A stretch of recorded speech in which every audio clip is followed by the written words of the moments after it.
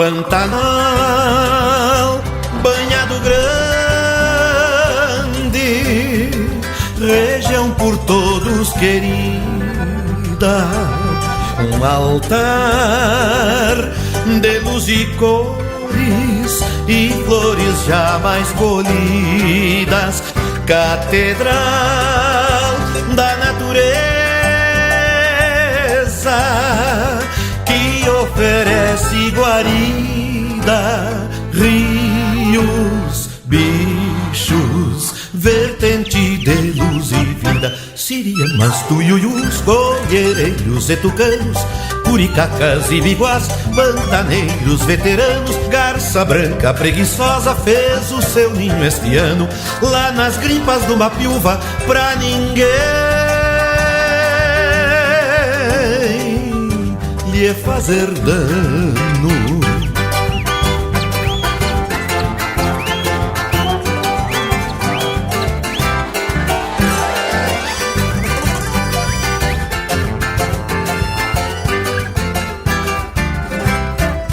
Coração do continente que Deus criou com capricho, paraíso de harmonia, despoluído sem lixo, alagados,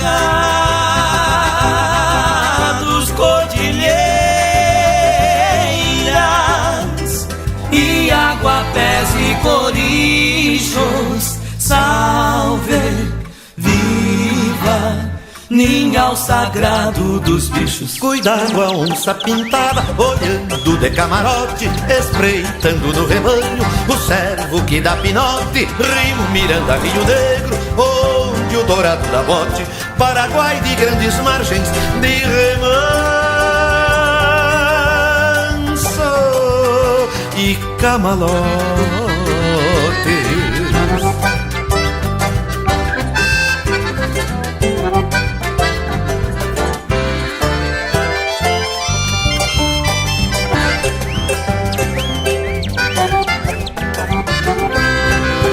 Carandá, tarumanzeiro e tronco de cambará, onde o ninho das araras pertinho do céu está. Nos caminhos pantaneiros, quem anda pode encontrar andas, emas, capivara e tamanduá. Terra, selva, rio e peixe, jacaré, jaguatirica, cascavéis e sucuris, só a natureza explica. Lua cheia, sol e chuva, é pão que se multiplica. Meu querido Pantanal, qualquer